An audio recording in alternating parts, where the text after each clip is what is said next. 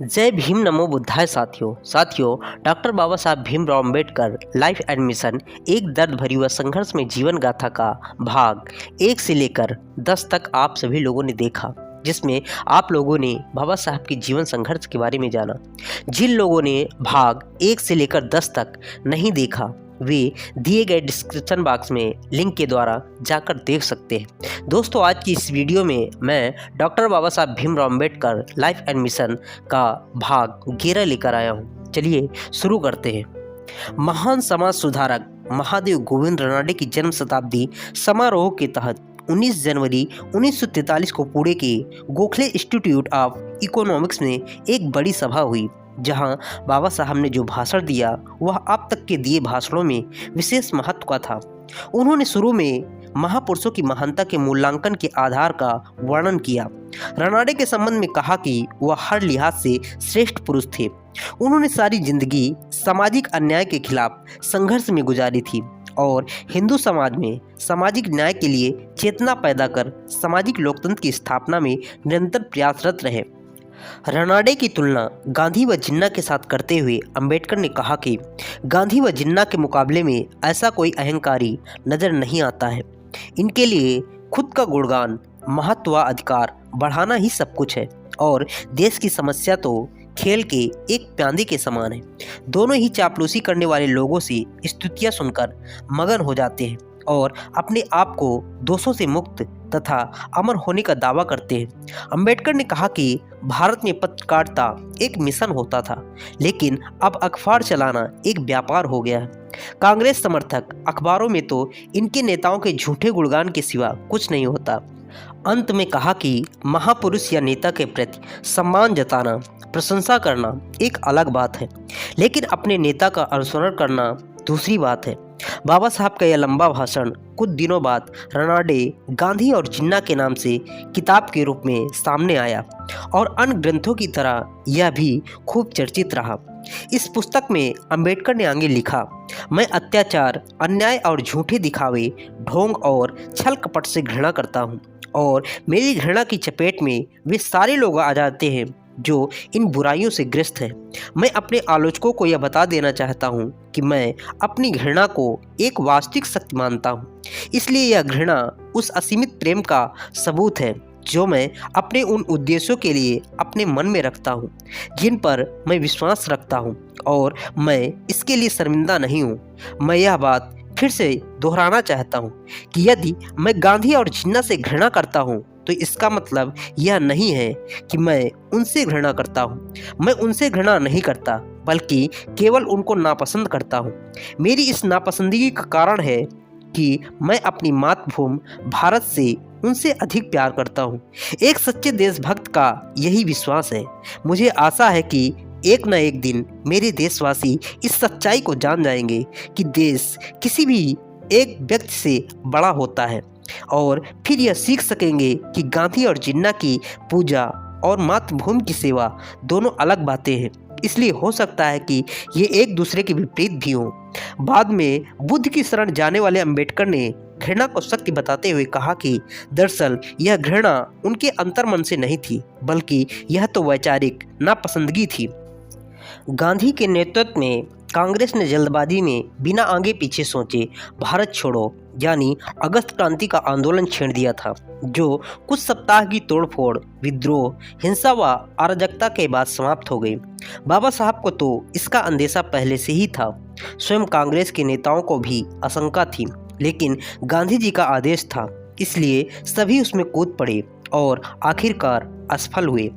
गांधी जी ने इस असफलता को अनुभव करते हुए 10 फरवरी 1943 को पुणे के आगा खां महल में 21 दिन का उपवास शुरू कर दिया। दरअसल वह उन दिनों आगा खां महल में ब्रिटिश सरकार की ओर से उन्हें नज़रबंद रखा गया था और राजनीतिक प्रेक्षकों का ऐसा मानना था कि इससे उन्होंने दुनिया की नज़रों व खबरों में आकर नज़रबंदी से मुक्त होने का दांव खेला था। देश में गांधी जी के इस हथियार का जोरदार असर हुआ। पूंजीपतियों के अखबारों ने भी इस मुद्दे को खूब उछाला। फिर क्या, देश के कोने कोने से गांधी जी को नज़रबंदी से मुक्त करो और गांधी जी को बचाओ की आवाज़ें उठने लगी। यही नहीं, वायसराय की एग्जीक्यूटिव काउंसिल के सदस्यों पर त्यागपत्र देने के दबाव पड़ने लगे।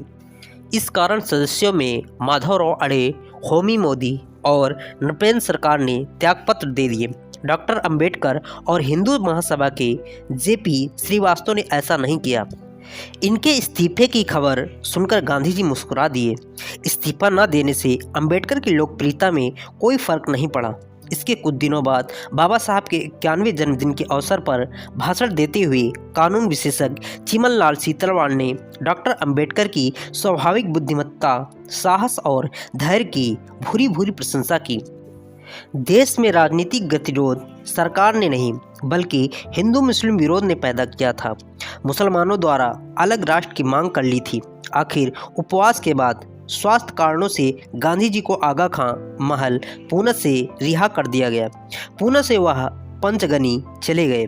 लेबर मिनिस्टर के रूप में बाबा साहब दिन रात मजदूरों के कल्याण की योजनाएं बनाते तथा कानून के जरिए सुविधाएं दिलाने की भरसक कोशिश कर रहे थे, क्योंकि वह मजदूरों की पीड़ाओं से अच्छी तरह से वाकिफ थे। स्टैंडिंग लेबर कमेटी के सदस्य बाबा साहब पहले से ही थे। 7 मई 1943 को अंबेडकर की अध्यक्षता में स्टैंडिंग लेबर कमेटी की मीटिंग हुई। इसमें मजदूर, सरकार व मालिक सबके प्रतिनिधि थे। इस मीटिंग में एक महत्वपूर्ण विषय पर चर्चा हुई, वह यह कि युद्ध सामग्री बनाने का काम करने वाले कारखानों में व उद्योग केंद्रों में मजदूर प्रबंध कमेटियां बनाई जाएं, जैसे कि ब्रिटेन व अमेरिका में ऐसी व्यवस्था थी। दूसरा मुद्दा एम्प्लॉयमेंट ऑफिस स्थापित करना था।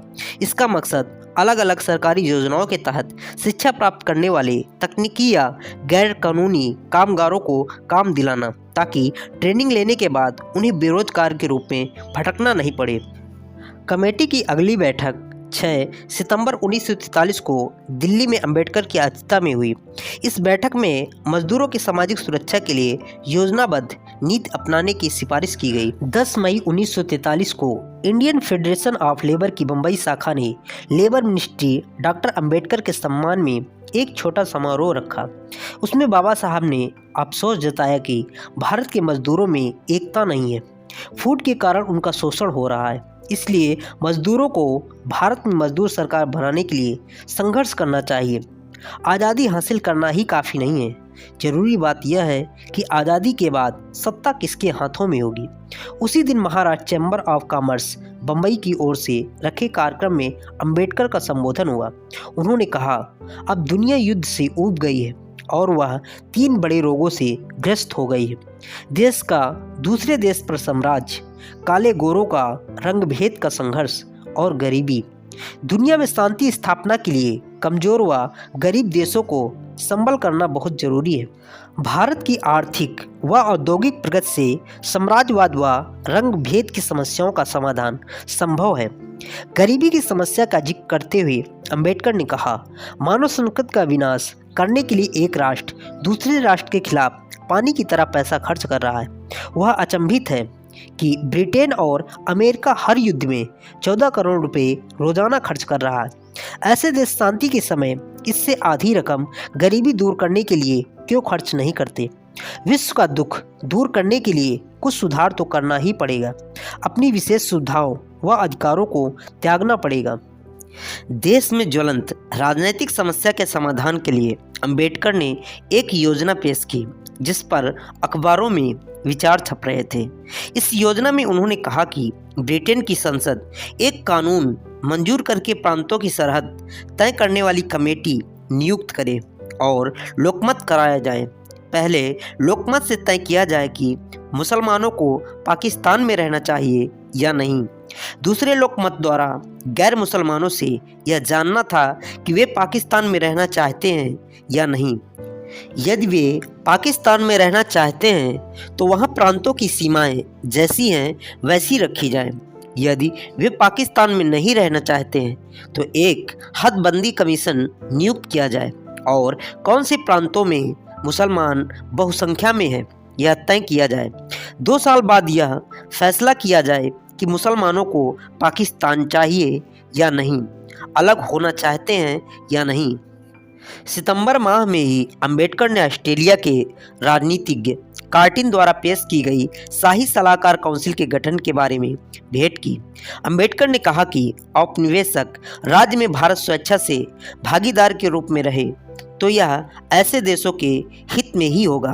उन्होंने यह भी कहा कि भारत की जनता को ब्रिटिश सरकार में जरा भी आस्था नहीं रही है, क्योंकि सरकार भारतीय लोगों को सिर्फ प्रजा मानती है, अपने बराबरी के दर्जे के नागरिक के रूप में मानने के लिए तैयार नहीं है। अगले महीने सेंट्रल असेंबली के एक महत्वपूर्ण प्रस्ताव पारित हुआ। यह प्रस्ताव दलित वर्ग के अभ्यर्थियों की सेना में अधिकारी पद पर भर्ती से रोक हटाने से संबंधित था। यह प्रस्ताव संयुक्त प्रांत उत्तर प्रदेश विधानसभा में दलित वर्ग के एक सदस्य प्यारेलाल कुरिल द्वारा पेश किया गया था। उस समय सेंट्रल व स्टेट डिपार्टमेंट्स की सरकारी नौकरियों में दलितों का प्रतिनिधित्व नहीं के बराबर था और यह देखकर बाबा साहेब 1942 से ही सरकारी नौकरियों में सीटें सुरक्षित करवाने के लिए संघर्ष कर रहे थे। इसी सिलसिले में 29 अक्टूबर 1942 को उन्होंने वायसराय को एक गोपनीय स्मरण पत्र पेश किया, जिसमें उन्होंने पूरी जानकारियों के साथ बताया कि किस तरह अछूतों को सरकारी नौकरियों से एक साजिश के तहत वंचित रखा जाता है और कैसे सवर्ण जातियों के लोग सरकारी नौकरियों पर कुंडली मारे बैठे हुए हैं। 10 पेज के इस पत्र में बाबा साहब ने सरकार से राजनीतिक, शैक्षणिक व अन्य समान क्षेत्र में अनुसूचित जातियों को पर्याप्त प्रतिनिधित्व देने का अनुरोध किया। राजनीतिक क्षेत्र में सेंट्रल असेंबली, केंद्रीय राज्य प्रबंध, public service commission, federal public service commission तथा शैक्षणिक क्षेत्र में यूनिवर्सिटी व टेक्निकल एजुकेशन में और इसके अलावा सरकारी ठेकों में आरक्षण द्वारा दलितों का प्रतिनिधित्व देने की मांग की। पत्र में अंबेडकर ने आंकड़े पेश किए। 39 मनोनीत सदस्य हैं। 141 में से दलितों के सिर्फ 2 सदस्य हैं। 1941 की जनगणना के अनुसार देश में दलितों की संख्या 6 करोड़ है, लेकिन इनका सरकार व प्रशासन, ठेका व अन्य क्षेत्र में प्रतिनिधित्व नगण्य है।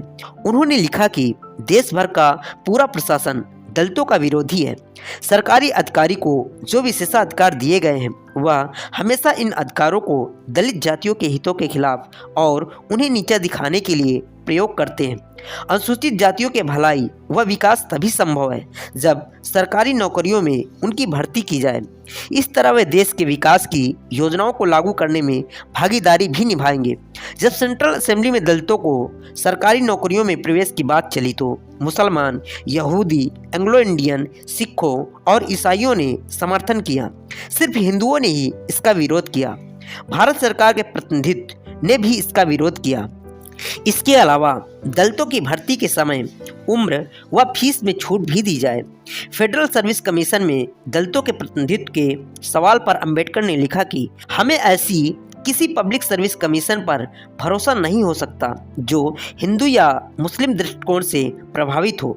यह कितनी अचरज की बात है कि हिंदू और मुसलमान यूं तो सांप और नेवले की तरह झगड़ते हैं, लेकिन जब लंगर बांटने की बारी आती है तो दोनों एक होकर हड़प लेते हैं और अछूत ही सिर्फ मुंह ताकते रह जाते हैं। कमीशन दलित अभ्यर्थियों को हर बार अयोग्य बताकर अपने पापों को छुपा लेता है और दलितों को दरवाजे से बाहर रखने की साजिश भी सफल हो जाती है। इसलिए दलितों को फेडरल पब्लिक सर्विस कमीशन में प्रतिनिधित्व दिया जाना जरूरी है।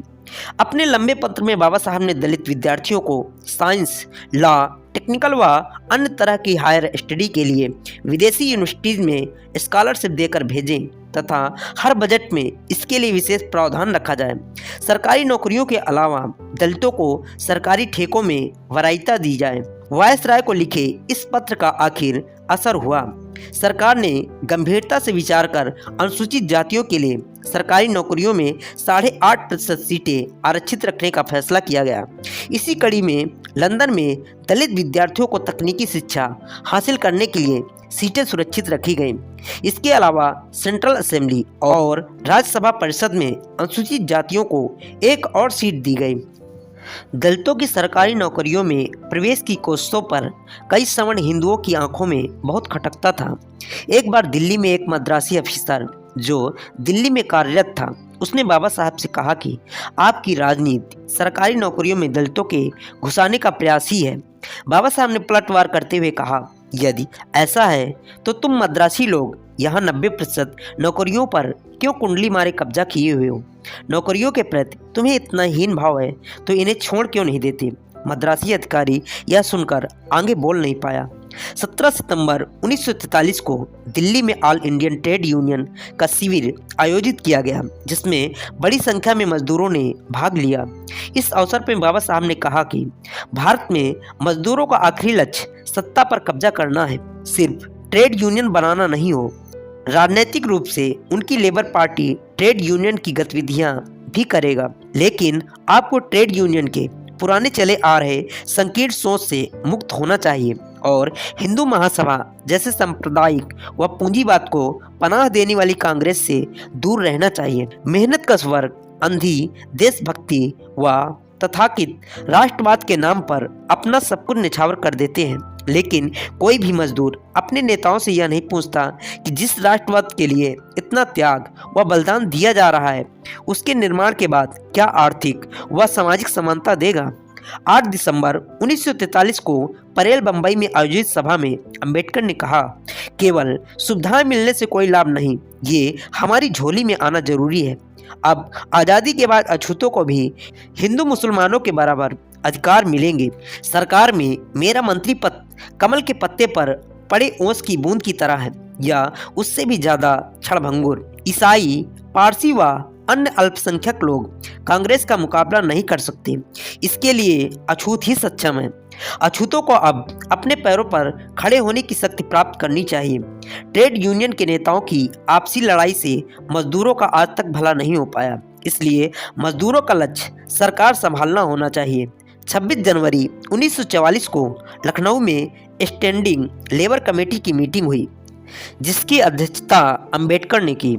वहां से वह शेड्यूल कास्ट फेडरेशन के सालाना सम्मेलन में भाग लेने के लिए कानपुर गए। 29 जनवरी को आयोजित इस विशाल सम्मेलन में अध्यक्षता कर रहे एन शिवराज ने कहा कि दलित समाज स्वतंत्रता का विरोधी नहीं है, बल्कि वे चाहते हैं कि जुलाई 1942 को नागपुर सम्मेलन में जो मांगे रखी गई थी उन पर विचार कर कार्य रूप दिया जाए। इस अवसर पर अंबेडकर ने कहा कि भारत सरकार में हिंदुओं और मुसलमानों की तरह दलितों को भी उनकी जनसंख्या के अनुपात में हिस्सा मिलना चाहिए और यदि ऐसा नहीं किया गया तो वे अपने उद्देश्यों को प्राप्त करने के लिए संघर्ष करेंगे। वहां मौजूदा विद्यार्थियों को प्रेरणा दी कि वे सरकारी योजनाओं के तहत तकनीकी व हायर एजुकेशन की सुविधाओं का लाभ उठावें।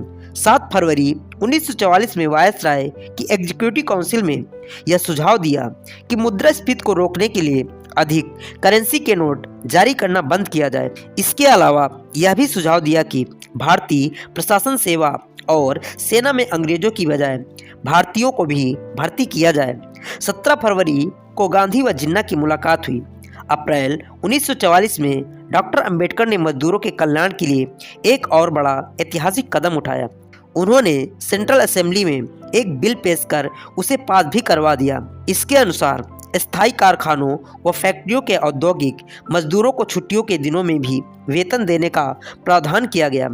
गांधी जी का स्वास्थ्य समान नहीं होने के कारण पूना के आगा खां महल में नजरबंदी से रिहा कर दिया गया, तो वहां से स्वास्थ्य लाभ के लिए पंचगनी चले गए। वहां राजगोपालाचारी ने बताया कि उन्होंने गांधी जी की सहमत से जिन्ना के पास एक अलग प्रस्ताव भेजा है। इस योजना में कहा गया है कि वर्ल्ड वार के बाद एक कमीशन गठित किया जाएगा जो उत्तर पश्चिम और पूर्वी भारत के जिलों का दौरा करके जनसाधारण की राय के आधार पर फैसला करेगा कि ज़्यादातर लोग भारत से अलग होने के पक्ष में हैं या नहीं। यदि बहुमत पक्ष में होगा तो अलग राष्ट्र का रूप दे दिया जाएगा। इस प्रस्ताव की सावरकर आदि नेताओं ने निंदा की, लेकिन राष्ट्रीय स्तर के अखबारों ने भी इस पर चूं तक नहीं किया। यह प्रस्ताव भारत विभाजन के सिद्धांत पर सहमत था। अंबेडकर एक संविधान विशेषज्ञ के रूप में इस स्थिति पर नजर रखे हुए थे। गांधी जी की इस सहमत से सावरकर के अलावा कांग्रेस का साथ देने वाले वे नेता भी निराश हुए जो यह मानते थे कि गांधी विभाजन को लेकर कभी स्वीकार नहीं करेंगे। उदारवादी नेताओं ने कहा कि राजगोपालाचारी की यह योजना देश की सुरक्षा के लिए खतरा है। अंबेडकर इस बात से आश्चर्य में थे। जब देश के बंटवारे से सहमत जतानी ही थी तो गांधी जी ने यह फैसला करने में इतना समय क्यों लगाया। गांधी जी द्वारा पाकिस्तान का विचार स्वीकार करने के फैसले की अंबेडकर ने प्रशंसा की, लेकिन यह भी कहा कि यदि यह योजना गांधी जी स्वयं जिन्ना को पेश करते तो ज़्यादा अच्छा होता। अंबेडकर ने कहा कि जिन्ना ने यह योजना क्यों अस्वीकार कर दी या वह समझ नहीं पाए। उन्होंने कहा कि कांग्रेस जनों की हालत पर तरस आता है, क्योंकि पहले गांधी जी पाकिस्तान योजना का विरोध करते थे। यह सोचकर उन्होंने भी विरोध किया, लेकिन अब उनकी फजीहत हो गई। इस योजना के संबंध में गांधी जी जिन्ना से मिलने बम्बई गए। वहां कई दिनों तक मुलाकातें होती रही, लेकिन हिंदू मुस्लिम एकता लाने में नाकामयाब रहे। गांधी व जिन्ना की बार बार मुलाकात से गांधी जी का मुस्लिम लीग की ओर से बढ़ती मित्रता को देखकर अंबेडकर को लगा कि शायद गांधी जी अछूतों के साथ भी कोई समझौता करने के लिए तैयार हो जाएंगे। इसलिए गांधी जी को एक पत्र लिखा, जिसमें उन्होंने लिखा कि वह दलितों के सवालों पर भी समझौता करना चाहते हैं। जिस प्रकार हिंदू मुस्लिम एकता के लिए कोशिशें की जा रही हैं, उसी तरह छूत अछूत एकता के बारे में भी विचार करना चाहिए। हिंदू मुस्लिम समस्या का समाधान निकाल दिया तो सवर्ण हिंदू अछूतों के मुद्दों का भी समाधान निकाला जाना चाहिए। अंबेडकर ने यह भी लिखा कि यदि गांधी जी जरूरी समझे तो वह समझौते की जरूरी शर्तें भी तैयार करने को सहमत हैं। 6 अगस्त 1944 को गांधी जी ने पत्र द्वारा जवाब दिया कि उनके लिए अछूतों का मुद्दों का एक धार्मिक और सामाजिक सुधार का प्रश्न है, लेकिन इस प्रश्न पर हम दोनों में मौलिक मतभेद है। दरअसल गांधी जी अंबेडकर में मतभेद वर्ण व्यवस्था को लेकर था। अंबेडकर वर्ण व्यवस्था के घोर विरोधी थे, जबकि गांधी कट्टर समर्थक थे। गांधी जी चाहते थे कि अछूत हिंदू धर्म में जिस पायदान पर हैं वहां ही रहे, हालांकि उनके साथ अच्छा व्यवहार किया जाए, लेकिन अंबेडकर तो अछूतों के लिए समता, सुतंत्रता, बंधुत्व की व्यवस्था चाहते थे।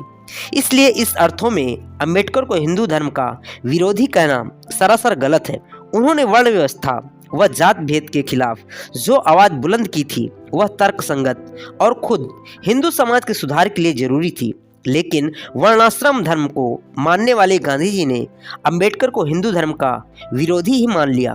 क्रिप्स योजना में अछूतों की राजनैतिक मांग को कोई महत्व नहीं दिया गया था, इसलिए गांधी जी ने भी समझौते के लिए उत्सुक अंबेडकर को कोई महत्व नहीं दिया और उनकी उपेक्षा की। कहावत है कि बलवान के आगे झुकना और सीधे साधे पर अकड़ना। गांधी जी यही व्यवहार अंबेडकर के साथ कर रहे थे। जिन्ना के लिए तो खुद बम्बई जाकर मिलते थे और वह भाव ही नहीं देता था, जबकि अंबेडकर खुद बार बार गांधी से मिलकर अछूतों की राजनीतिक समस्या के लिए सहयोग चाहते थे, लेकिन गांधी जी उपेक्षा कर देते थे। उन्होंने मुसलमानों की मांग को तो समर्थन दे दिया, लेकिन स्वयं के धर्म के ही अछूतों के सवाल को कानूनी संरक्षण आरक्षण देने की मांग न मानकर उसे धार्मिक व सामाजिक सुधार का अंग मानकर टाल देते थे। वे अच्छी तरह से जानते थे कि उनकी समस्या पर ये आसानी से मदद करने वाले नहीं हैं, इसलिए हार माने बिना संघर्ष जारी रखना है और देश भर के शोषित, उपेक्षित व वंचित वर्ग की आशाएं सिर्फ अंबेडकर पर ही टिकी हुई थी। अगस्त 1944 में बाबा साहब कलकत्ता में आयोजित दलित वर्ग के विभिन्न संगठनों के समारोह में शामिल होने के लिए गए। जगह जगह सभाओं में उनका स्वागत व भाषण हुए। वहां उन्होंने कहा, नए संविधान के अनुसार भारत को डोमिनियन स्वराज मिलेगा, विश्व युद्ध खत्म होगा, जीत अब समीप ही है, इसलिए अब एकता व संगठन की जरूरत है। उन्होंने बताया कि वायसराय ने गांधी जी को साफ कह दिया है कि सत्ता के हस्ताक्षर के पहले भारत में हिंदू, मुसलमानों व अछूतों तीनों में समझौता होना जरूरी है। कलकत्ता यात्रा के बाद वह हैदराबाद गए। वहां 20 सितंबर 1944 में शेड्यूल कास्ट फेडरेशन की एक सभा में उन्होंने अपने ओजस्वी भाषण में इस बात पर फिर से जोर दिया कि अछूत हिंदुओं से उन्होंने घोषणा की कि अछूतों को भारत की आज़ादी के प्रति प्रेम दूसरों से किसी तरह कम नहीं है। आज़ादी हमें भी प्यारी है, लेकिन हम देश की आज़ादी के साथ दलित वर्गों की आज़ादी चाहते हैं। हैदराबाद के बाद अंबेडकर मद्रास गए, जहां Tamil Nadu depressed classes Christian association ने एक निवेदन पत्र पेश किया। पत्र में लिखा कि अछूतों ने ईसाई धर्म तो स्वीकार कर लिया, लेकिन यहाँ उनकी धार्मिक व सामाजिक हालत हिंदू अछूतों की तरह ही दयनीय है। हिंदू उनके साथ पहले की तरह छुआछूत करते हैं। उच्च जात के ईसाई दलित ईसाइयों के साथ दुर्व्यवहार व भेदभाव करते हैं। अंबेडकर ने उन्हें भरोसा दिलाया कि समानता के संघर्ष में हम साथ हैं और एक दिन गुलामी की बेड़ियों को तोड़कर रहेंगे। 22 सितंबर 1944 को मद्रास नगर परिषद द्वारा रिपन बिल्डिंग में अंबेडकर के सम्मान में एक समारोह आयोजित किया गया। इसमें नगर परिषद के कांग्रेसी सदस्यों ने भाग नहीं लिया। अपने संबोधन में अंबेडकर ने कहा कि हम स्वराज, राष्ट्रीय सरकार या आज़ादी के खिलाफ नहीं हैं, लेकिन स्वतंत्रता तथा वर्तमान शासन में कोई अंतर दिखाई नहीं देता। यदि स्वतंत्रता के बाद शासन ऐसे लोगों के हाथों में चला जाए जिनका स्वार्थ केवल खुद की शिक्षा और समृद्धि तक ही सीमित हो और अन्य वर्ग को स्वराज के लाभों से वंचित रखे। उसी दिन शाम मद्रास में ही आंध्रा चैम्बर्स ऑफ कॉमर्स संस्था ने अंबेडकर के सम्मान में कहा कि डॉक्टर अंबेडकर ने मजदूरों के लिए सरकार के रवैये को एक नई दिशा दी, जिसके द्वारा मजदूर, मालिक और सरकार तीनों में एक दूसरे के प्रति समझ बढ़ी और एक नया समझौता स्थापित होने की कोशिश की गई। इस कार्यक्रम के तुरंत बाद ही कुमार राजा सर मुथैया चेट्टियार ने अपने बंगले चेट्टियार हाउस में अंबेडकर के स्वागत में चाय पान का समारोह आयोजित किया। अगले दिन शाम को मद्रास सदर मराठा रेलवे के गैर दलित व दलित वर्ग के रेल कर्मचारियों ने लेबर मिनिस्टर डॉक्टर अंबेडकर को सम्मान पत्र अर्पित किया। समारोह में दलित व गैर दलित मजदूर कर्मचारियों से बाबा साहब बहुत प्रसन्न हुए। उन्होंने कहा कि यह देखकर मुझे खुशी हो रही है, इसलिए सभी लोग मिलकर गरीबी को मिटाने के लिए संगठित होकर संघर्ष करें। 24 सितंबर 1944 को मद्रास नेशनल सोसाइटी द्वारा प्रभात टाकीज में आयोजित एक सभा में अंबेडकर ने कहा कि प्राचीन भारत में जैसा समृद्ध, सुखी व गतिशील जीवन था, वैसा दुनिया के किसी भी राष्ट्र में नहीं था। आज देश में जो राजनीतिक आंदोलन देख रहे हैं, वह तो हमारे इस देश में प्राचीन काल में हुई सामाजिक, धार्मिक व राजनीतिक क्रांतियों के मुकाबले में कुछ नहीं है। भारत भूमि क्रांति की भूमि रही है। यहाँ जैसी क्रांति हुई है, उसके सामने तो फ्रांस की क्रांति तो बहुत बौनी लगती है। प्राचीन भारत में ब्राह्मणवाद के अंधविश्वास, पाखंड व कर्मकांड के खिलाफ बहुत बड़ी क्रांति हुई थी, जो गौतम बुद्ध ने शुरू की थी। दोनों में जोरदार संघर्ष हुआ और ब्राह्मण धर्म ने बौद्ध धर्म के खिलाफ जोरदार प्रतिक्रांति की। वाद विवाद एक ही सवाल पर था कि आखिर सत्य क्या है। बुद्ध ने कहा कि सत्य वह है जिसके 10 इंद्रियों से देख, समझ व अनुभव द्वारा प्रमाणित किया जा सके, जबकि ब्राह्मण कहते थे कि सत्य वह है जो वेद बताते हैं। फिर वेदों की समीक्षा में अंबेडकर ने कहा कि वेदों में कुछ भाग तो बाद में जोड़े गए हैं। प्राचीन भारत के ब्राह्मण कितने चालाक थे कि जिन पुस्तकों में सिर्फ मूर्खता भरी हुई है, कूड़ा करकट के समान है, ऐसी किताबों को पवित्र बता दिया। यही नहीं, प्रमाणिक व वास्तविक होने पर भी जोर देते। बुद्ध की क्रांति ने समता, सुंदरता, बंधुत्व का साम्राज्य भारत व इसके बाहर भी स्थापित किया। लेकिन यह इस देश का दुर्भाग्य था कि इसके बाद ब्राह्मणवाद द्वारा प्रतिक्रांति हुई और यह देश फिर से धार्मिक गुलामी की बेड़ियों में जकड़ दिया गया और आज भी हम उनकी शिकंजे में जकड़े हुए हैं। यदि हमने इससे छुटकारा पाने के लिए जल्द ही कुछ नहीं किया तो देश विनाश के कगार पर पहुंच जाएगा।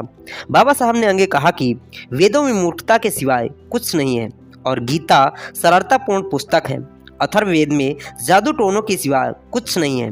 मद्रास यात्रा के दौरान ही वहां के पार्क टाउन के मेमोरियल हॉल में शेड्यूल कास्ट फेडरेशन और दक्षिण हिंदुस्तान बुद्धिस्ट एसोसिएशन ने अंबेडकर को सम्मान पत्र अर्पित किए। इसी दौरान जस्टिस पार्टी के द्रविड़ नेता रामास्वामी नायकर पेरियार के साथ विभिन्न समस्याओं के बारे में विस्तृत चर्चा हुई।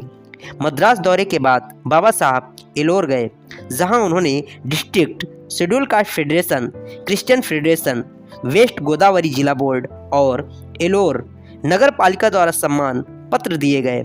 उन्होंने वहां संबोधन में कहा कि गांधी जी के विचारों व नीतियों में स्थिरता नहीं है और कांग्रेस नेताओं ने सपने में भी नहीं सोचा होगा कि जब देश आज़ादी पाने के मंजिल के पास ही खड़ा होगा तो 7 देश में बंटवारा हो जाएगा।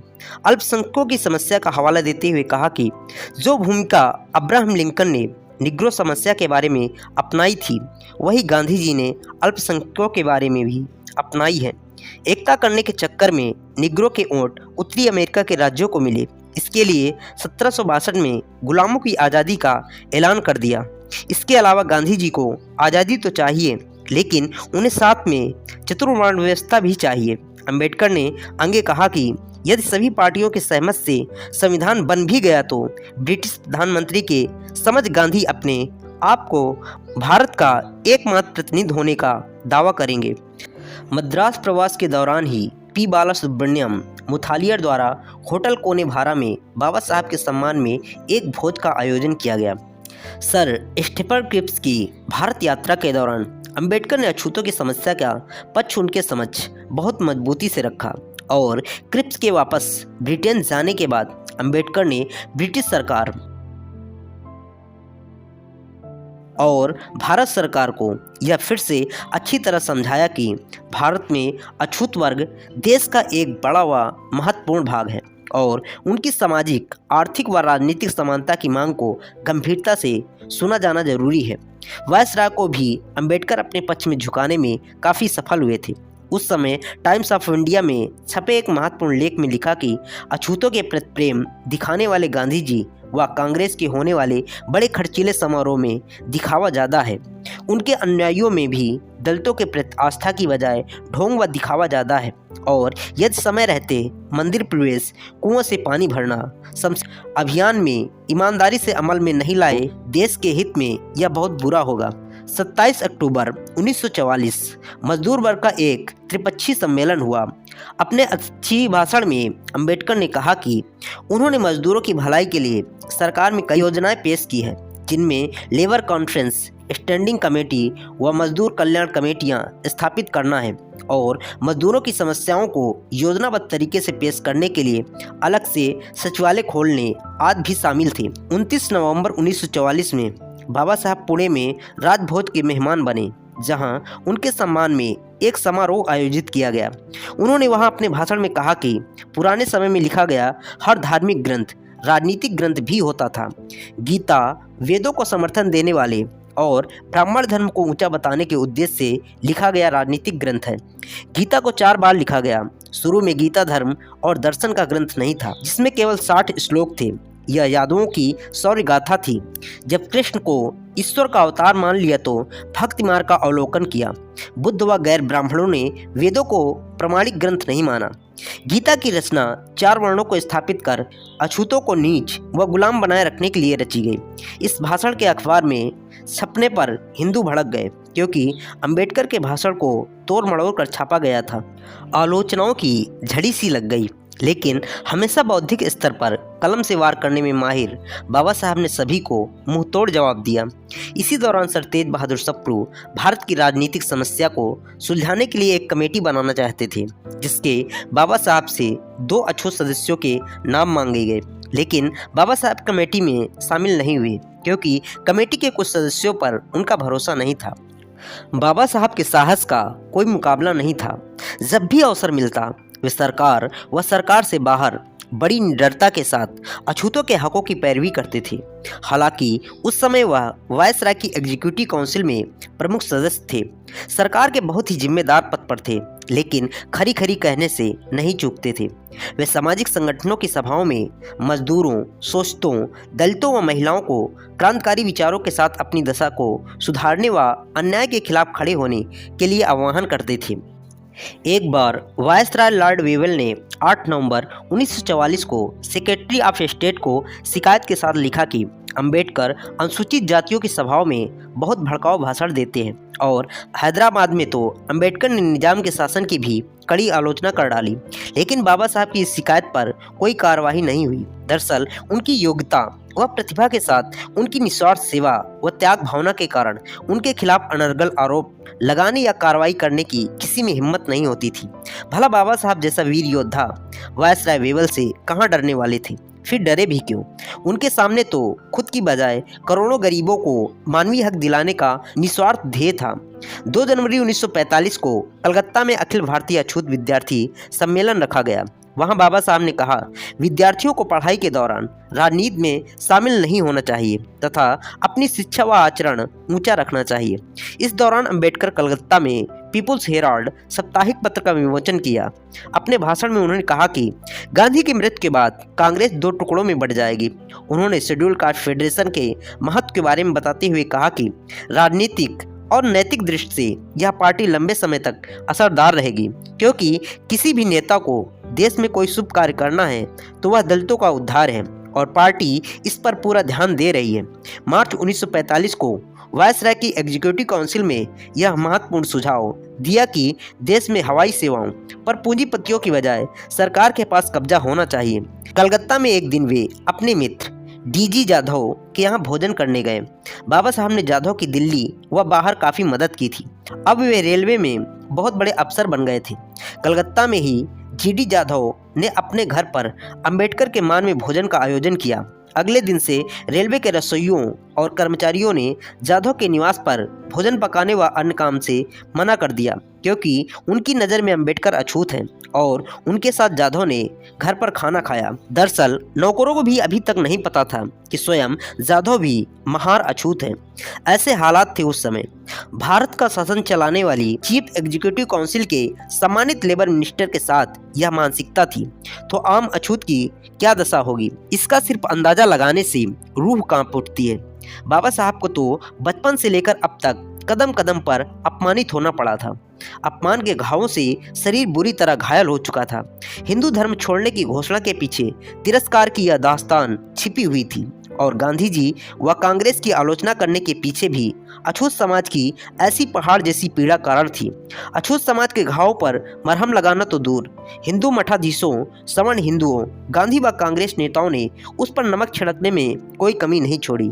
रेलवे महकमे के एक अनपढ़ रसोइये से लेकर लंदन से बैरिस्टर करने वाले गांधी जी जैसे व्यक्तियों ने बाबा साहब के जख्मों पर भरपूर नमक छिड़का। भारत के वायसराय लॉर्ड वेवन मार्च 1944 में एक योजना लेकर चर्चा के लिए लंदन गए। कांग्रेस के नेता भोला भाई देसाई और लियाकत अली खां के बीच हुए समझौते पर विचार करना था।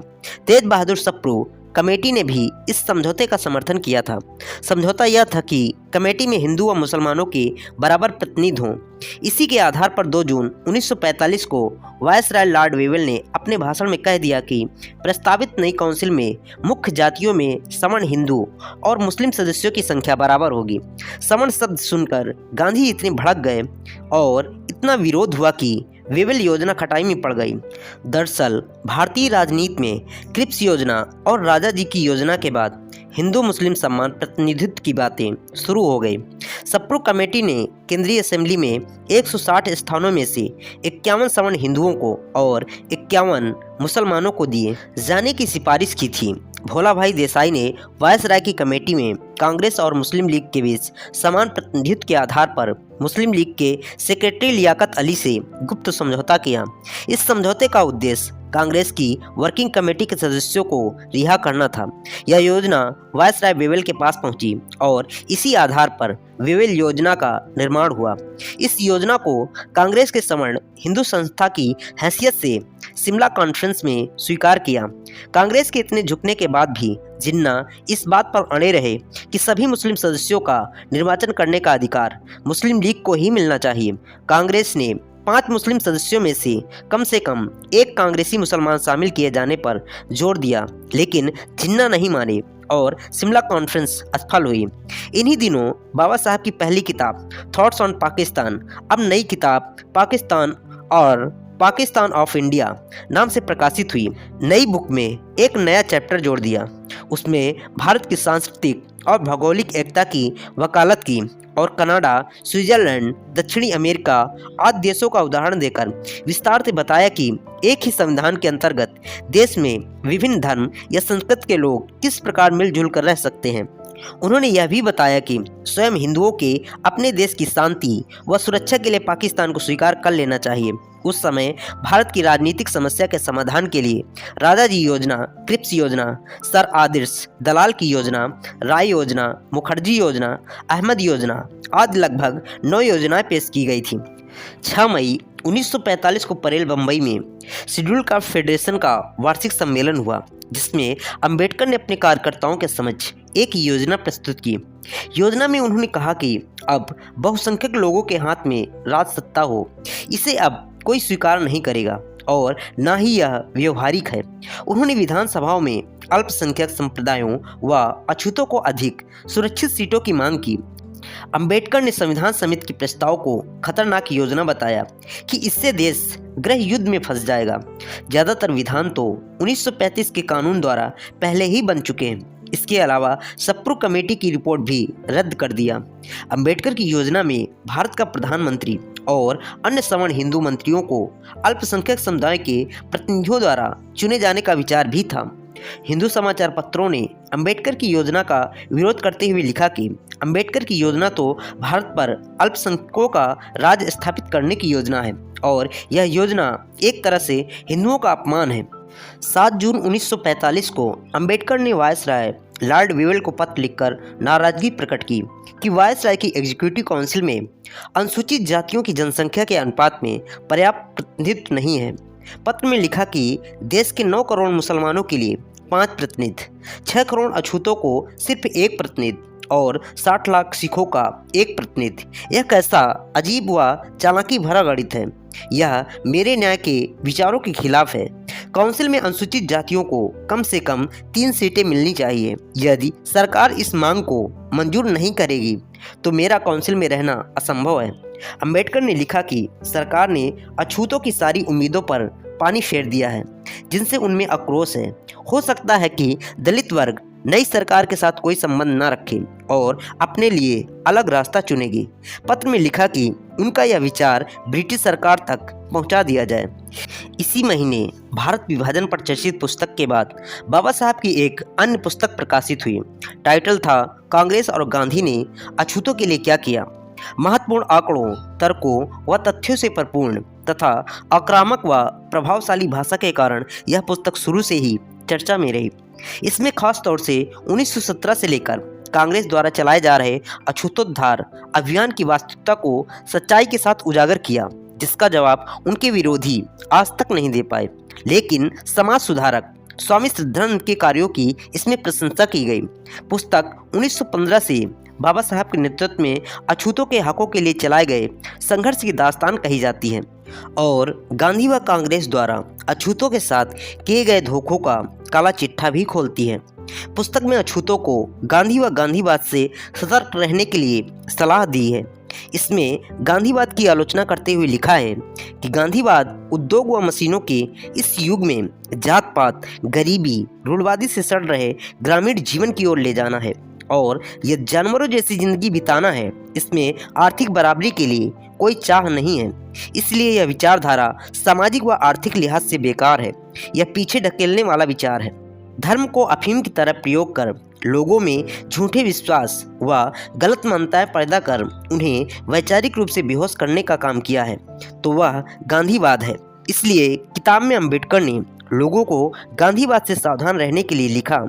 पुस्तक के अंत में अमेरिका और ब्रिटेन के प्रगतिशील समाज सुधारकों को चेतावनी दी कि भारत के ये हिंदू रूढ़वादी आज़ादी के नारों से दुनिया को मूर्ख बनाना चाहते हैं और देश की वास्तविकता को नज़रअंदाज कर धूल झोंकना चाहते हैं। इसलिए इनसे सावधान रहें।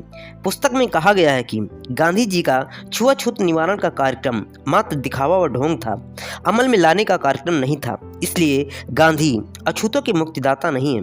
बाबा साहब की पुस्तक कांग्रेस और गांधी ने अछूतों के लिए क्या किया ने देश के राजनीतिक खास तौर से कांग्रेसी खेमे में जोरदार हलचल मचा दी। राजगोपालाचारी सहित कुछ नेताओं ने इस किताब में उठाए गए तर्कों, मुद्दों, तथ्यों व सवालों का जवाब देने की कोशिश भी की, लेकिन कोई नहीं दे पाया। राजगोपालाचारी के साथानमन ने इस किताब की आलोचना में एक छोटी पुस्तक लिखी, लेकिन वह कहीं नहीं टिक पाई। 8 मई 1945 को बंबई में all India schedule caste federation का तीसरा सम्मेलन हुआ, जिसमें पूरे भारत से लगभग 1.25 लाख प्रतिनिधि शामिल हुए। समता सैनिक दल ने पूरी व्यवस्था देखी। बाबा साहब ने कहा कि हमारा समाज बहुत भोला है, हमें किसी की दया पर नहीं बल्कि अपनी हिम्मत, बुद्धि व कार्यक्षमता के बल पर समाज व देश के लिए काम करना है। वायसराय लॉर्ड वेवेल 9 सप्ताह तक लंदन में रहे और जून के पहले सप्ताह में भारत आए और वेवेल योजना को सामने लाए। वायसराय ने कांग्रेस के नेताओं को जेल से छोड़ने के आदेश दिए और जून 1945 के आखिरी सप्ताह में शिमला में एक कॉन्फ्रेंस बुलाई। इसमें कांग्रेस की ओर से मौलाना आज़ाद, मुस्लिम लीग के जिन्ना, अछूत वर्ग के एन शिवराज और सिख प्रतिनिधियों और सभी प्रांतीय राज्यों के पूर्व मुख्यमंत्री मौजूद थे। हिंदू महासभा को शामिल नहीं किया गया था। अंबेडकर वायसराय की काउंसिल के मेंबर थे, इसलिए भाग नहीं ले सकते थे, लेकिन दलितों की समस्याओं का दस्तावेज उन्होंने ही तैयार किया था, जिसमें मांग की गई थी कि यदि कार्यकारिणी समिति में मुसलमानों की संख्या के आधार पर 5 प्रतिनिधि लिए जाएं, दलितों के 3 तो लिए ही जाना चाहिए। जिन्ना की मांग थी कि 5 मुस्लिम प्रतिनिधि मुस्लिम लीग से ही लिए जाएं, जबकि कांग्रेस की मांग थी कि 5 में से 1 प्रतिनिधि कांग्रेस पार्टी से लिया जाए। जिन्ना अपनी जिद पर अड़े रहे और इस तरह शिमला कॉन्फ्रेंस का मसौदा मिट्टी में मिल गया। शिमला कॉन्फ्रेंस के बाद ब्रिटेन में जुलाई 1945 में आम चुनाव हुए, जिसमें सत्तारूढ़ पार्टी की भारी पराजय हुई और लेबर पार्टी की सरकार बनी। उसी समय वर्ल्ड वार में जापान ने अपनी हार मान ली। बाबा साहब ने मजदूरों की हितैषी पार्टी की सरकार बनने पर खुशी जताई और वहां के वोटर्स को बधाई दी। दिल्ली से आकर कुछ दिनों के लिए अंबेडकर बम्बई में रहे। जुलाई 1945 में बम्बई के Tata institute of social sciences में स्टूडेंट यूनियन के समारोह में दिए गए भाषण में कहा कि कड़ाई का लाजमी समझौता या मध्यावस्था मजदूरों के हितों में है, इसलिए वह मजदूरों के नियमों को एक जरूरी भाग बनाने का रूप देंगे। इसके साथ देश में टेक्निकल एजुकेशन के रूप में सरकार द्वारा शुरू किए गए प्रोग्राम जारी रहेंगे। अंबेडकर की अध्यक्षता में लेबर कमेटी की एक बैठक अगस्त के आखिरी सप्ताह में दिल्ली में आयोजित की गई, जिसमें इंडस्ट्रियल क्षेत्र में काम कर रहे मजदूरों के लिए आवासीय मकान बनाने संबंधी जिम्मेदारी इंडस्ट्री के मालिकों को करने तथा छुट्टियों के दिनों का भी वेतन देने जैसे नियमों की चर्चा हुई। शिमला कॉन्फ्रेंस की नाकामयाबी और भारत की राजनीतिक समस्या का बहुत कोशिशों के बावजूद कोई समाधान दिखाई नहीं देने पर वायसराय लॉर्ड वीविल एक बार फिर अगस्त के अंत में लंदन गए और सितंबर में वापस भारत आते ही देश में आम चुनाव की घोषणा कर दी। आम चुनाव का ऐलान होते ही अंबेडकर ने अपनी पार्टी शेड्यूल कास्ट फेडरेशन के झंडे तले चुनाव में भाग लेने का तय किया। फेडरेशन अभी अभी बना ही था, इसके पास चुनाव लड़ने के लिए न धन था, न बल और न ही कोई साधन। इसके बावजूद अंबेडकर ने साहस कर चुनाव में भाग लेने की घोषणा की। सभी पार्टियां बड़ी तैयारियों के साथ चुनाव जंग में उतरी। कांग्रेस ने भारत छोड़ो नारे द्वारा, मुस्लिम लीग ने पाकिस्तान की मांग, हिंदू महासभा भारत की आज़ादी और अखंडता के नारे के साथ चुनावी मैदान में बिगुल बजाया। कांग्रेस व हिंदू महासभा के पीछे अपने अपने पूंजीपतियों व धन्ना सेठों का पूरा साथ था, इसलिए उन्हें धन और साधनों की कोई चिंता नहीं थी, जबकि बाबा साहब के साथ सिर्फ गरीब शोषित अछूतों का सहारा था, और वह भी पूरा नहीं, क्योंकि कई अछूत नेता भी गुमराह होकर या झूठे लालच में अंबेडकर विरोधी पार्टियों में गुलामी कर रहे थे।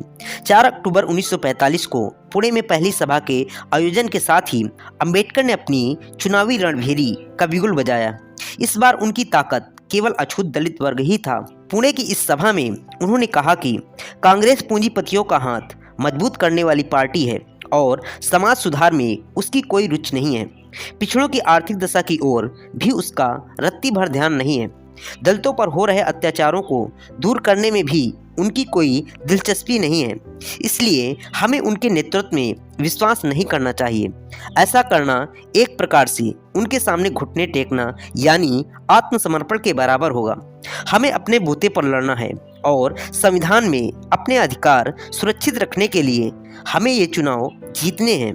अब दलितों को सत्ता अपने हाथ में लेनी चाहिए, यह जीवन मरण का सवाल है।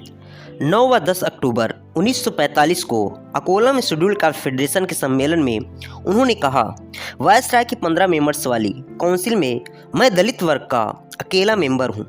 मेरे वहां जाने से पहले केंद्र सरकार ने अछूतों की शिक्षा की जिम्मेदारी अपने ऊपर नहीं ली थी। मुसलमानों की अलीगढ़ यूनिवर्सिटी को 20 लाख व बनारस हिंदू यूनिवर्सिटी को 19 लाख रुपयों की मदद करी। इसके अलावा हर साल उन्हें 3-3 लाख रुपए का अनुदान दिया जा रहा है। मैंने सरकार से अछूतों के शिक्षा के लिए 3 लाख रुपए मंजूर करवाए। मैंने कॉलेजों के लिए 300 स्कॉलरशिप हर साल मंजूर की। इसी साल 30 दलित छात्र एजुकेशन के लिए विदेश भेज रहा हूँ। मेरे जाने से पहले अछूतों की ओर कोई ध्यान नहीं देता था।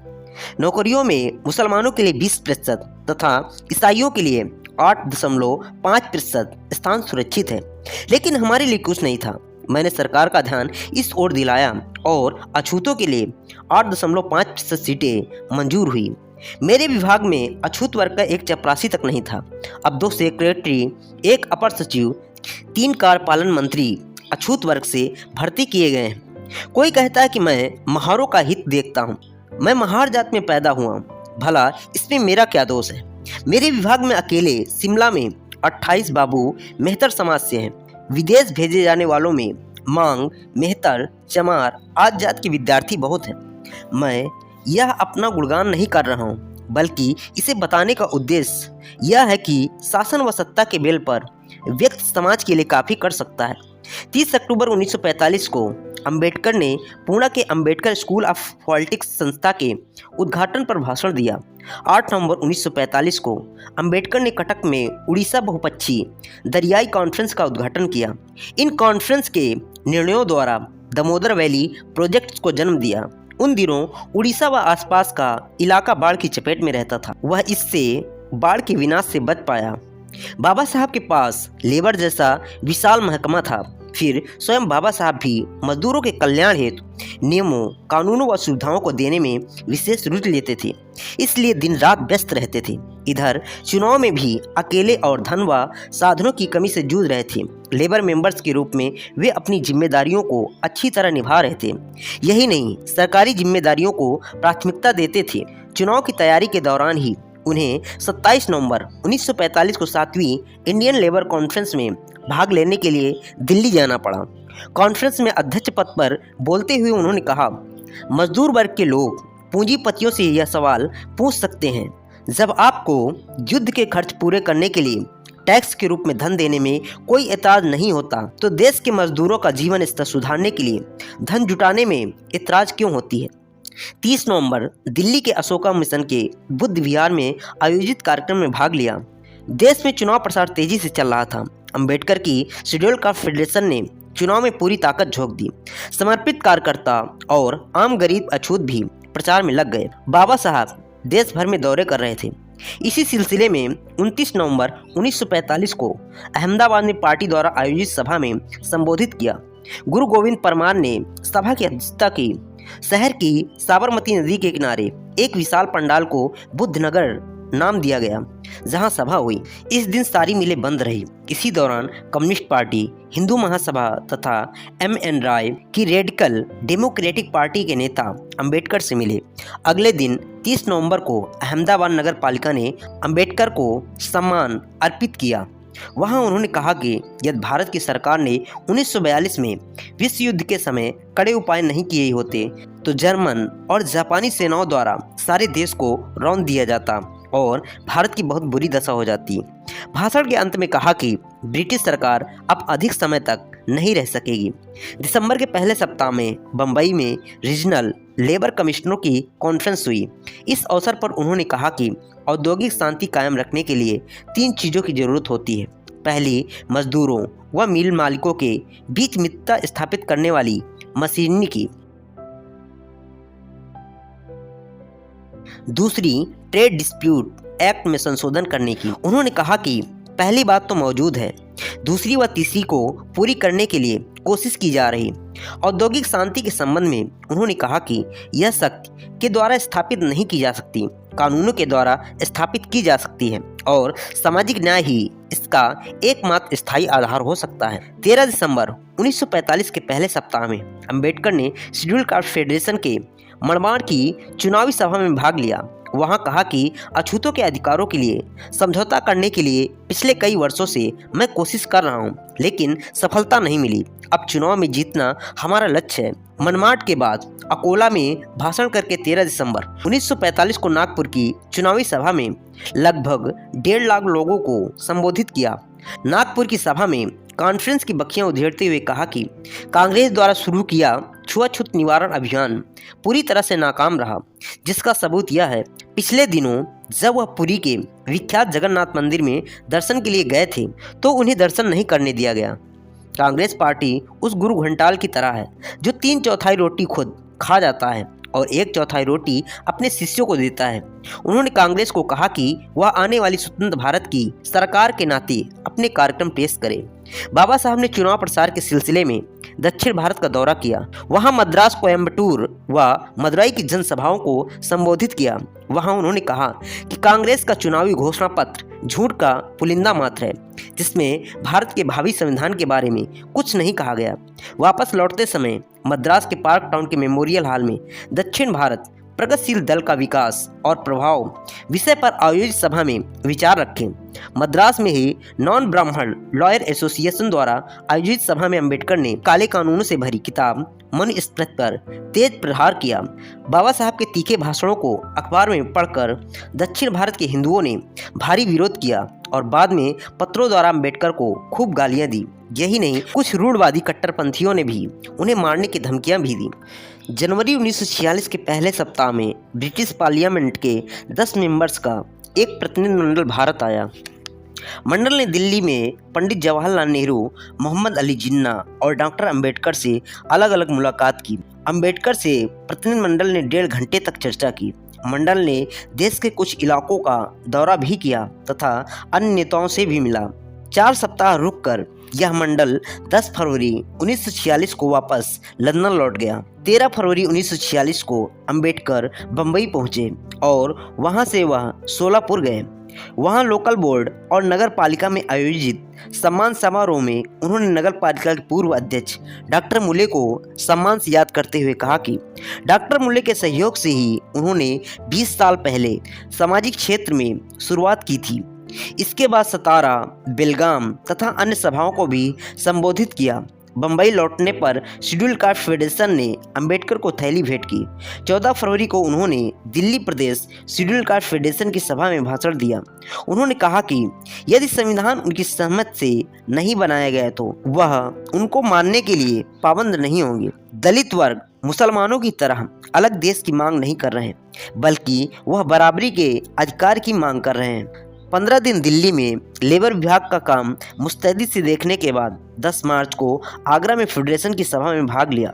सभा की अध्यक्षता एन शिवराज ने की। अंबेडकर ने घोषणा की वह ऐसे स्वराज का स्वागत करेंगे जिसमें बहुमत प्राप्त दल अल्पमत दल के सहयोग और सहमत से राज करे। शेड्यूल कास्ट फेडरेशन की शाखाएं लगभग सभी राज्यों में गठित हो चुकी थी। बाबा साहब हर जगह चुनाव सभाओं में भाग दौड़ कर रहे थे। दूसरी ओर दिल्ली में सरकारी कामकाज भी निष्ठा से पूरा कर रहे थे। इससे उनके स्वास्थ्य पर भी बुरा असर पड़ रहा था, लेकिन इससे बेखबर वह अपने लक्ष्य की ओर बिना थके बिना रुके एक कर्मयोगी की तरह लगे हुए थी। जान से मारने की धमकियां, आलोचनाओं व प्रशंसाओं के भावों को समता भाव की तरह स्वीकार करते हुए अपनी मंजिल की ओर निरंतर बढ़ रहे थे। भारत के भावी संविधान में भारत के धरती पुत्रों, मजदूरों, दलितों को समानता, स्वतंत्रता के अधिकार मिल सके। भारत के इतिहास में अंबेडकर जैसा नेता शायद ही होगा जिसे बेशुमार आदर और अपार घृणा एक साथ मिली हो। एक और हिंदू समाज के रूढ़वादियों में गांधी अनुयायियों ने उन्हें शैतान, राक्षस, गद्दार और न जाने किस तरह से कोसा और गालियां दी। इन सब के बावजूद आज़ादी के इतने लंबे समय बाद भी भारत रत्न बाबा साहब की स्वर्णिम आभा धूमिल नहीं हुई। आखिर चुनावी भागदौड़ के बाद वोट पड़े। चुनाव में हिंदू महासभा व शेड्यूल कास्ट फेडरेशन की भारी पराजय हुई। हालांकि दलित वर्ग के लोगों ने बड़ी उत्साह व तैयारी के साथ बाबा साहब की पार्टी को वोट दिए थे, लेकिन कांग्रेस बहुमत के साथ जीती थी और इस सच्चाई को स्वीकार करने के अलावा अन्य कोई विकल्प नहीं था। कांग्रेस ने फेडरेशन को और मुस्लिम लीग ने कांग्रेस को बुरी तरह हराया। सवर्ण हिंदुओं के छल कपट और कांग्रेस के धन बल व संसाधनों के आगे फेडरेशन के उम्मीदवार जीत नहीं सके। बाबा साहब को हल्की निराशा हुई, लेकिन वह जल्द ही इससे उबर कर वापस अपनी मंजिल को पाने में लग गए। देश का माहौल तेजी से बदल रहा था। भारत की आज़ादी के लिए भारतीय नौसेना और वायुसेना ने विद्रोह करके ब्रिटिश साम्राज्यवाद को यह चेतावनी दी कि अब उनका शासन ज़्यादा समय तक चलने वाला नहीं है। सैनिकों के मन में राष्ट्र की आज़ादी की भावना तेज हो गई थी। नेताजी सुभाष चंद्र बोस की आज़ाद हिंद सेना भी आज़ादी के लिए संघर्ष कर रही थी। स्वयं ब्रिटिशों को भी यह एहसास हो गया कि भारत को अब आगे गुलाम रखना असंभव है। सेना की चेतावनी को सुनकर ब्रिटिश प्रधानमंत्री क्लेमेंट एटली ने अपनी कैबिनेट मंत्रियों का एक प्रतिनिधिमंडल भारत को स्वतंत्रता देने से पहले की समस्याओं के समाधान के उद्देश्य से भारत भेजा। इसी के साथ ब्रिटिश प्रधानमंत्री ने 15 अगस्त 1947 को भारत के इस अधिकार को स्वीकार कर लिया कि भारत को आज़ादी मिलनी चाहिए। अब कोई अल्पसंख्यक समाज बहुसंख्यकों की प्रगति रोकने में बाधा नहीं बन सकेगा। 24 मार्च 1946 को ब्रिटिश मंत्रिमंडल की एक कमेटी दिल्ली पहुंची, जिससे सर स्टैफोर्ड क्रिप्स, एवी अलेक्जेंडर और लॉर्ड पैथिक लॉरेंस जैसे 3 मेंबर थे। वायसराय लॉज में इस कमेटी ने नेहरू, पटेल, गांधी, जिन्ना, अंबेडकर व श्याम प्रसाद मुखर्जी से भेंट की। मौलाना अब्दुल कलाम आज़ाद ने कांग्रेस का पक्ष रखा, जबकि जिन्ना ने मुस्लिम लीग व भोपाल के नवाब ने रियासती शासकों का पक्ष पेश किया। अन्य अल्पसंख्यकों की ओर से अंबेडकर ने दलितों का और मास्टर तारा सिंह ने सिखों का पक्ष पेश किया। भारतीय इतिहास में इस कमेटी को कैबिनेट मिशन के नाम से जाना जाता है। मिशन के समक्ष अंबेडकर ने 5 अप्रैल को अपना पक्ष मौखिक व लिखित दोनों रूप में रखा, जिसमें उन्होंने मांग की कि अनुसूचित जातियों के लिए भारत के संविधान में यह प्रावधान रखा जाए कि उनके लिए पृथक निर्वाचन के द्वारा प्रतिनिधित्व की व्यवस्था हो। उन्होंने केंद्रीय तथा प्रादेशिक विधानसभाओं में प्रतिनिधित्व और सरकारी नौकरियों में प्रतिनिधित्व के लिए एक आयोग के गठन की मांग की, जिसकी व्यवस्था भारत के नए संविधान में हो। अपने पत्र में उन्होंने उस पत्र में रखी मांगों को भी दोहराया, जो वायसराय को 29 अक्टूबर 1942 को स्मरण पत्र में प्रस्तुत की थी। बाबा साहब ने बहुत ही विद्वता व होशियारी से मिशन के सामने अपना पक्ष रखा। इस बीच गांधी जी ने सेक्रेटरी ऑफ स्टेट को पत्र लिखकर व व्यक्तिगत भेंट कर एग्जीक्यूटिव काउंसिल से अंबेडकर को बर्खास्त करने की मांग कर डाली। कैबिनेट मिशन ने 16 मई 1946 को अपने फैसले को एक स्टेट पेपर के रूप में प्रकाशित कर जारी किया, जिसमें 3 बातें प्रमुख थी। अस्थायी अंतरिम प्रादेशिक सरकार, 3 प्रकार के प्रांतों की व्यवस्था, संविधान समित बनाने का अधिकार आज शामिल थी। लेकिन मिशन की घोषणा में अनुसूचित जातियों के मुद्दों पर कुछ नहीं कहा गया। इस प्रकार मिशन ने संविधान परिषद की रूपरेखा, अधिकार संबंधी योजना और अंतरिम सरकार संबंधी योजना की घोषणा की। दोस्तों, doctor Baba Saheb Bhimrao Ambedkar life and mission एक दर्द भरी व संघर्ष में जीवन गाथा का शेष भाग आप 12 में सुनेंगे। जिन लोगों ने भाग 1 से लेकर 10 तक नहीं देखा, वे डिस्क्रिप्शन बॉक्स में दिए गए लिंक पर जाकर देख सकते हैं। जय भीम, नमो बुद्धाय साथियों।